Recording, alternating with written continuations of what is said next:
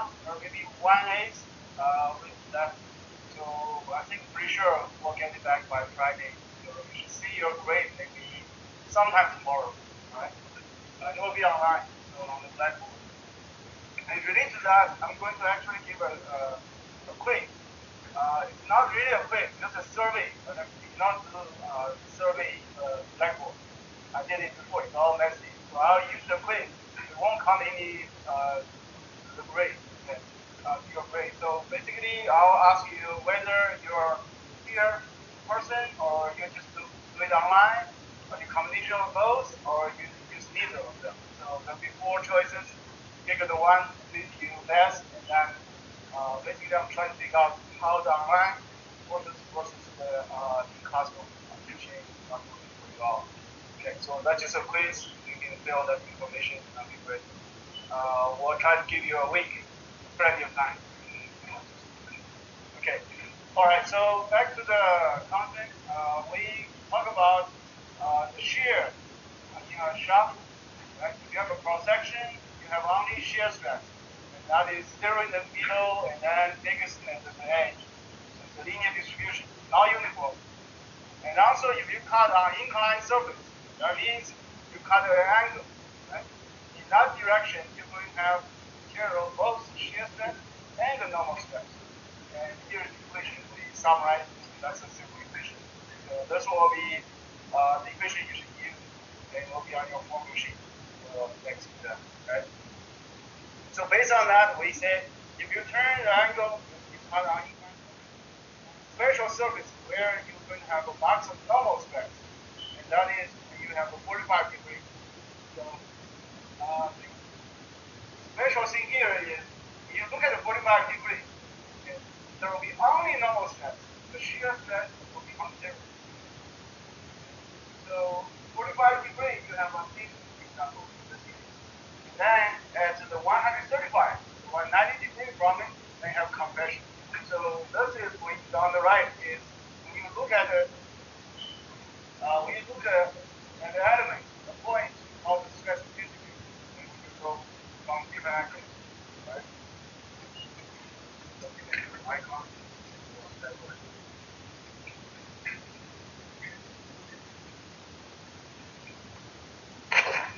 All right. So that's how the shear stress is changing in the shaft. And we should remember this 45 degrees of the threshold. Only normal stress, no shear. And then we talk about strain. That's stored in the shaft. We have the first equation. And then we talk about strain intensity. That's a per unit volume. It's very nice form. It's half the tau gamma. Okay, so today we're going to continue to talk a little bit about shaft, but it's actually thin wall shaft. How the shear stress is distributed in a tube. By tube, we need a very thin wall tube. And this structure actually used a lot. So if you take the every exam later on, this content will be there. That's why actually we cover it here. All right. So if you have a tube, let's say start with something simple. Right? Let's say we have a circular tube, rounded circular tube. Now in general, how do you determine how much shear stress you have in the shaft, the cross section in the cylindrical shape? You use this equation, right? Stress. That's the general equation. Okay, now in this equation, what's the T? That's the locator line. Rho, the location, radius, where you look at. Right? The radius from the center. Okay, what about IP? Total moment. So if you look at the textbook for hollow cylinder, what's the total moment equation? So he gives this equation, right? So you have the pi, the horsepower, minus each other, and then over 32. So we can actually all can express in terms of radius. So because in the figure we label R1, R2. So it's basically the second question gives you about radius. Now, what if you somehow have a very thin wall? So the R1 and R2 get close to each other. You simplify the equation a little bit. Yeah, you can use, because these two, R1 and R2, get very close. So they're approaching about the same value. We call it R. Right? Like the middle wall radius, we call something like Rn wall. Right? So when they're closer, we can simplify this equation. Right? So that is the first step here. I'm just showing one. So basically, the R2 force power minus R1 force power. Remember this equation? So x squared minus y squared equals what? Equals to x plus y, and then x minus y. Remember this from high school? Right? A squared minus b squared. Right? That may be the easiest. So you can basically put it this way. Factor is this way. And therefore, you're going to have the first term will be this one. You can have r squared, right, plus r1 squared. And then this will be times r2 squared minus r1 squared. Is that correct? Okay, now first term, r1 squared, r2 squared, you add them. And r1, r2 are getting very close. Right? So that's why the r squared. That's this term. Here. Right? Okay, what about the second term? If you factor it out one more time, that will be r1 plus r2. So that is 2r. Then you're going to have r2 minus r1. What's r2 minus r1? 6. That's not 1. It's getting closer and closer. But r2 minus r1, that's the 1 6. Right? So therefore, the equation I can change to this expression. Now you combine the terms, it will give you this result.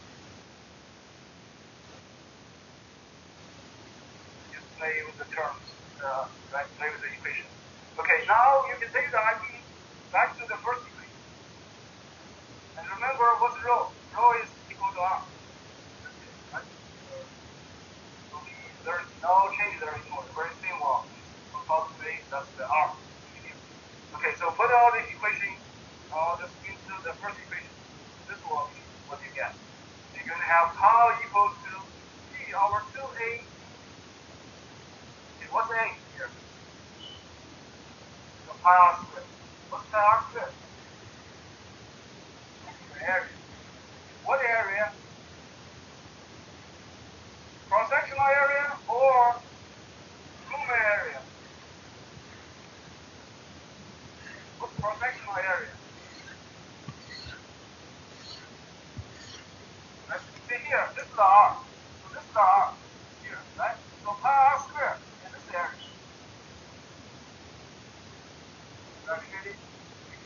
That's the area. So what is the area? So that's the Lumen area. Right? Or the middle wall Lumen area. So remember here, A is not the cross-sectional area. The hollow part is actually constant. So if we define A as the middle wall Lumen area, then it's all equal to the other three. For this one, actually, you can move the T to this side. And you have tau T equals T over 2A. So what does this mean? This means tau times T. Small tau times small t. That's big equals to T over 2A. That's a constant. So on this cross section, right, the tau times T is all the same. This is J. Tau is the same everywhere. And T is the same everywhere. Of course, tau times T is the same everywhere. Right? Okay, so we actually define tau times T as the flow. Like flow rate, shear flow. Why not? Let's go over, if you generalize case, then you'll see why we call it a flow.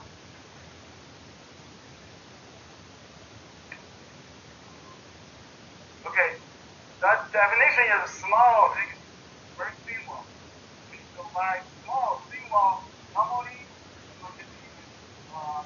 the beginning is one phase or one phase of the radius.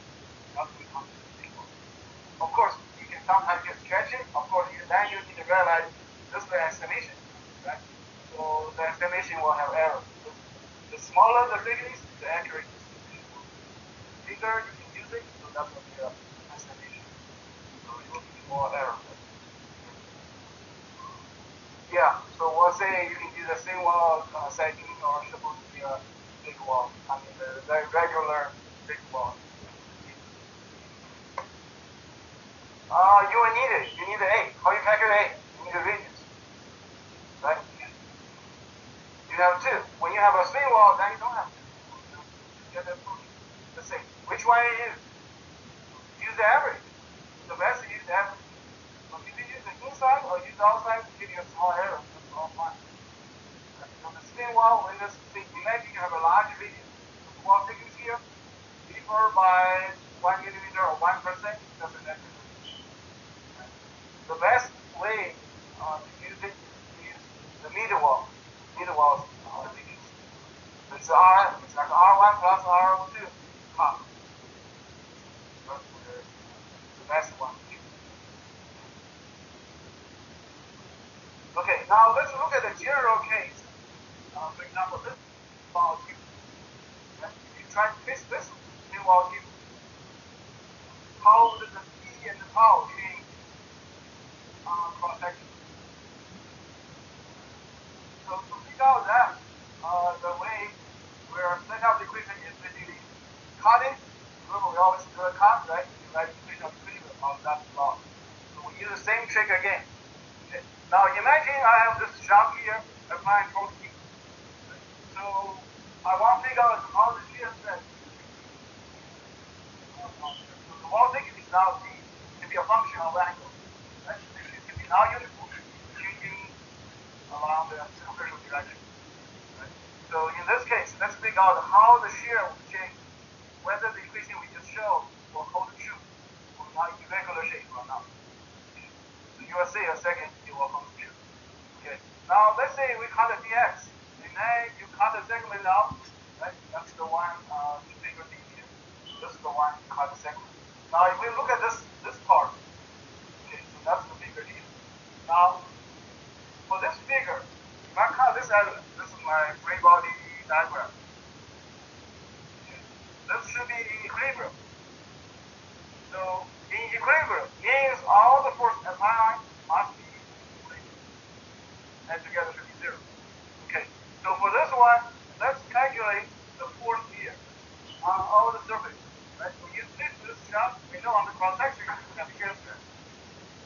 And then on the longitudinal section, AB side or the CD side, we know there will also be shear stress. So therefore there will be forces on all 4 sides. Okay. That's the F1 what is shown here. That's this. You have force here, force on this side, and then the force on this side, and force on this side. Now for this element in equilibrium, sigma fx must be 0. Sigma fy must be 0. Right? Otherwise it won't be equilibrium. Okay, so let's write that equation, find out what's here. Okay, so here is the equation. Right? So sigma fx equals 0. Now for that equation, what it means Fp equals Fc. So you'll agree with that? Yes. Okay. Now, what's Fc? What's Fc? Fc is the force and the tau, right? So must be the tau b times the area, right? Okay. Tau b. So tau b here times the area. What's the area?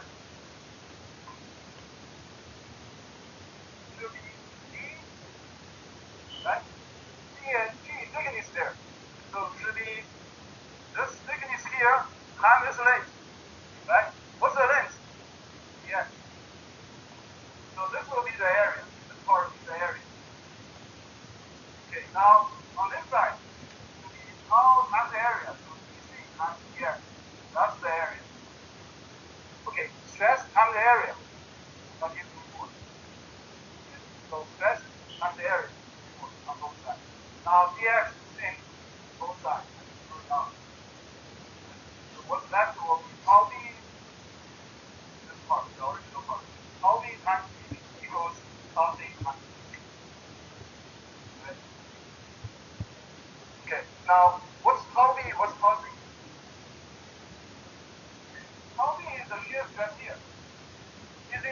stress here on this side. Let's say if you look at this part, if I cut this part, this small part here, small element here, right? On this side you have half, that's cross section. On this side you have the axis. Are these two supposed to be equal? Yes. Why? Because this element there is equilibrium. Remember we talked about this one a while ago. I mean, last lecture, not lecture, a while, quite a few slides ago. Right? When you have a shear, if you apply shear, this is a shaft. Right? If you apply, folks, see here. Let's say if you can't look at this surface area, a tiny area. We're not talking about the one spot. So this tiny area, on this side you have a top. On this side you have top. Now, this is not equilibrium. So you must have top here. You must have top here. Right? So all the values should be equal to top. So that's the point. Small time.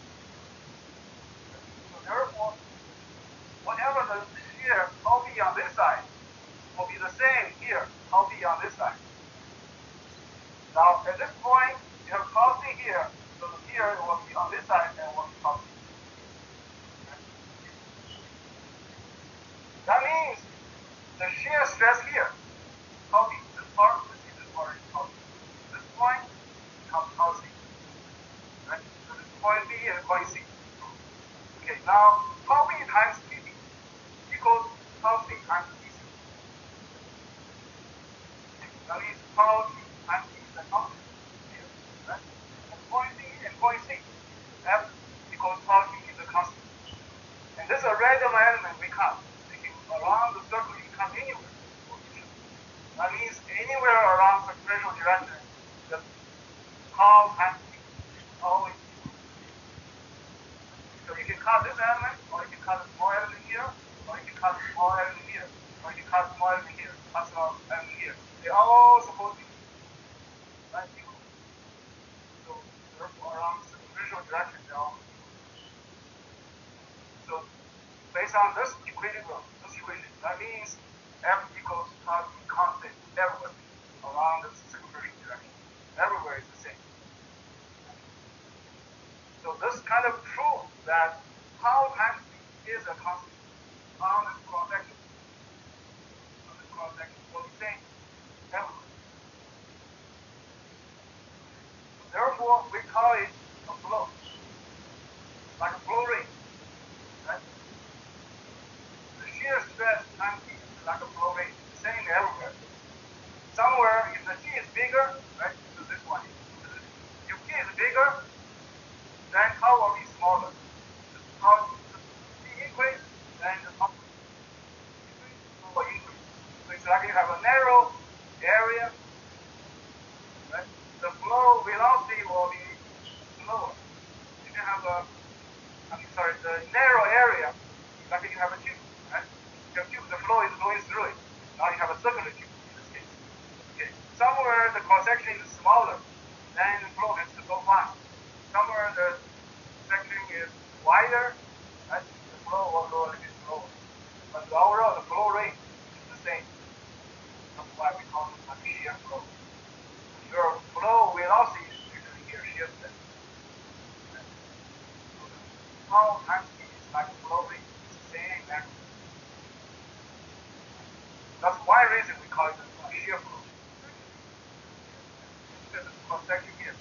Look at this one. The shear stress always have the direction, right? It's more like a flow. Right? Very like a flow. So that's why we call it shear flow. So the conclusion is tau times T is a constant on the cross section everywhere. Tau times T is a constant. Alright? Okay, so that's the conclusion. Tau times T. Now, this can be useful when we try to use an example. Let's say I have this cross section. The tube is this rectangular cross section. Right? And the side, the four sides here. Bottom, top, the T2, one second. The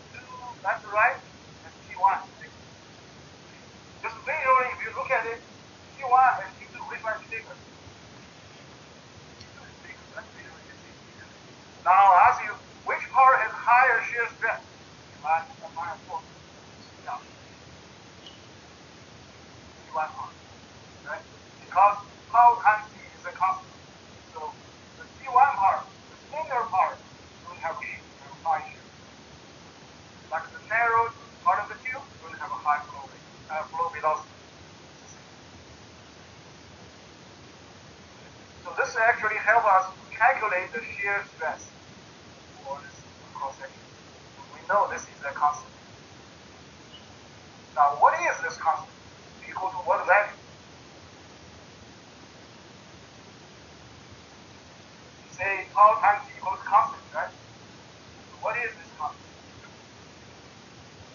Remember, for circular, we have this equation, tau times equals to e over 2a. Right? Remember this equation? Okay, that's true for any, like this cross-sectional shape, or any arterial cross-section. The answer is yes. So, doesn't matter what kind of shape you have, this will always be true. So next will be a mathematical kind of proof. So you can take a nap if you want, as long as you remember this equation. It's true. Alright? Okay, so here is a mathematical explanation. Why this is true. Okay. So when you have, imagine you have a shear flow there, right? In this cross-section, arterial cross-section. Okay. So at one part, let's say here, you're going to have one tau here, right? The shear stress. Now, how do you calculate the moment generated by the shear stress here? How do you calculate the moment generated by this element, the one you shape? It's going to be tau times the area, right? Okay, what's the area? It's going to be df times the thickness, right? The thickness here. The force, right? Stress times the area gives you force. Okay, calculate the moment. What's the small moment generated by this is the force? Times r. Times r. Right? Okay, times r. This is the small moment generated by the shear force here. Now, how can I calculate the total?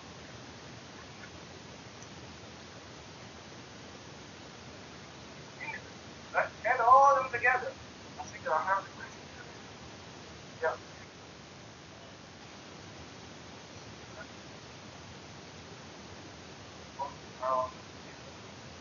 Okay, so what I have here, right? So from that red, I can change it to the black one. You see?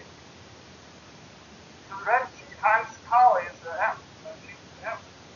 F. F. That's all. Kind of distinguishing. Alright? Right? So with that, you can see the second equation. Basically, I do the integral. I integrate around the circumferential, the whole loop. Right? So that's why I have this integral here. This sign means integrate around this whole circumferential thing. Right? So inside this F here, F is tau times. Right? So then you have R ds. Now, F is, we know it's a constant. It's proved it. That's the second term. So F I can throw it out. If I throw out, then what's left will be this one. Okay. Right?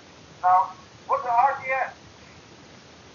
So RDS, R is this political distance. Right? DS is that length. So that means if you give the shade slash shade is an area. Now when you do this for the whole circle, what do you end up? It's the area of the whole thing. Right? What do you do from 0 to 2 pi? Right? You do it, what do you end up? Twice the area. Okay. So for this reason, you have P equals this from P equals that. So therefore, F will actually that's okay. So F will equals to P over 6. So mathematically, this is the proof. If you read the textbook, you will explain different way or similar way. Right? But the take-home message is this one.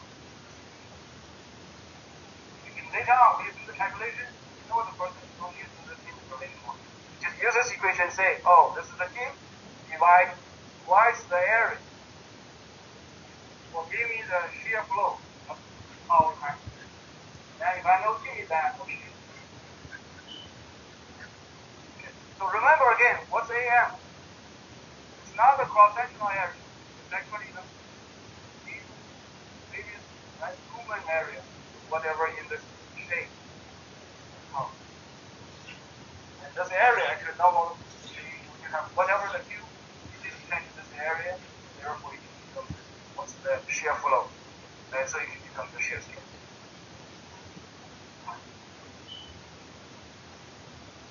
Okay, any questions?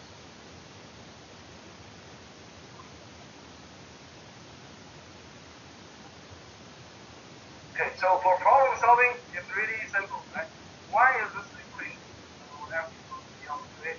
The second one will be F is the same everywhere. So any location, let's say here, if we have a top line, maybe here, different thickness, we have P2. Therefore, you have tau 2. Right? So the equation will be P1 tau 1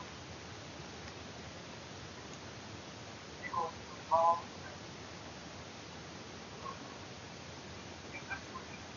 Combined with this equation here, becomes the shear stress. Same will Q. Any cross-sectional shape. Variable thickness or thickness keep changing around.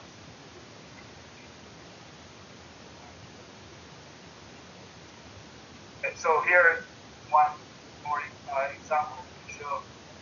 Doesn't matter it's a circular, rectangular, or triangle, or some weird arbitrary shape.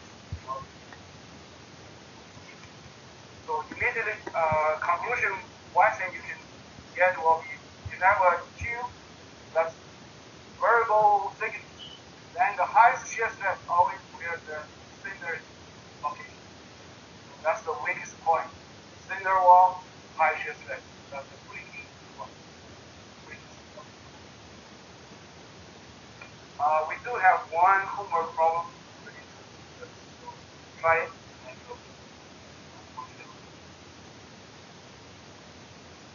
All right, any questions about the shear flow?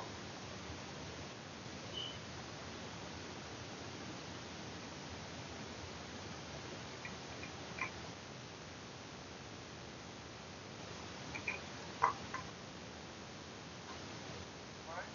My next slide will be I'll have it go over again. But I'm just emphasize here the red shaded area, that's the A. Yeah. That's the only point I can make. Alright. Okay, now what about the trace angle? If you have a big ball cube. How about the phi angle? The phi angle can become a little bit more complicated. Mathematically, more technical. I'm just showing you here. You don't need we're not going to give you any problem in this one. So I'm just share with you what the equation will look like. So here is the equation. So you're going to have phi equals TL over Gj. Not using the IP anymore. It's a J. So the J is a complicated integral to show there. So this will be more advanced mechanics theory derived and get it. So for this class, we don't need to do any calculation about J. So I'm just putting here this let's say when you read another book or read other things, you see, you don't be surprised to know what they're talking about, just for your information. Okay, so here's my last slide on chapter 3. So in the summary, I try to compare chapter 2 and chapter 3, put them in a parallel way. So you see what we cover in torsion versus what we cover in stretch, tension, and here is the table. Right?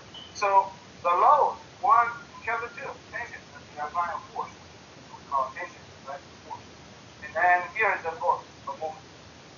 And the definition, chapter 2, when you stretch it, this is elongation. Now you have a twist angle. Okay. The twist angle is actually determined by this equation here. Okay. It's very similar to this equation. And so the stiffness will be, before was depend on the area in the material.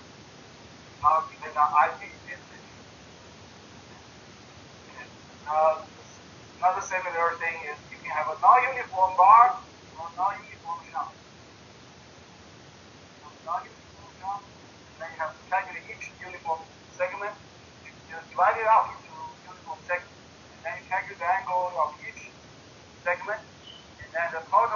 angle will be all the way together.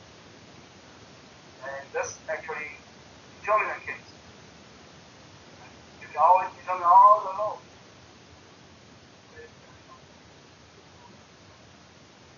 We have a series of bars connect to each other.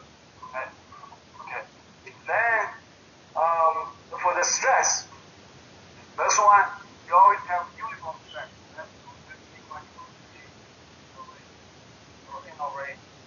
And here you have non-uniform.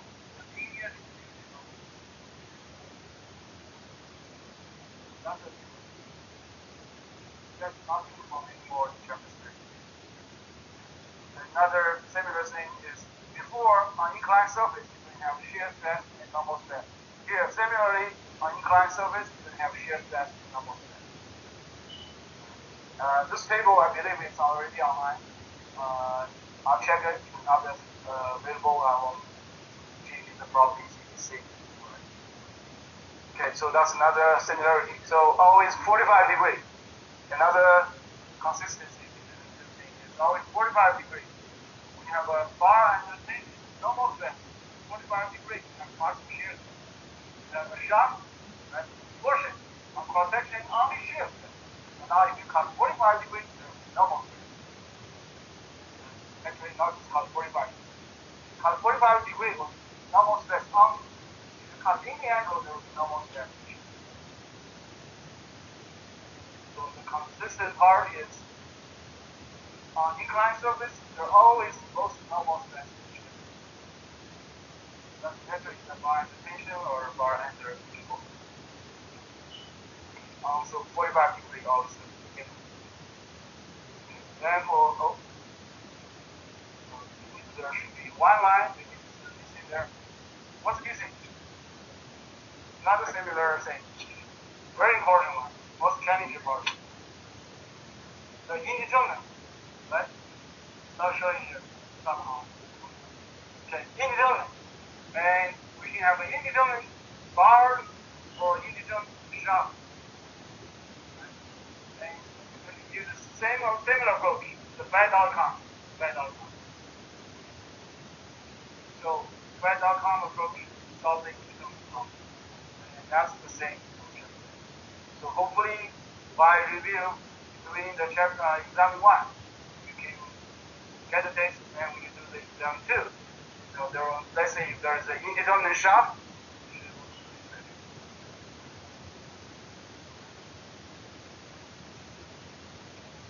any questions about this summary?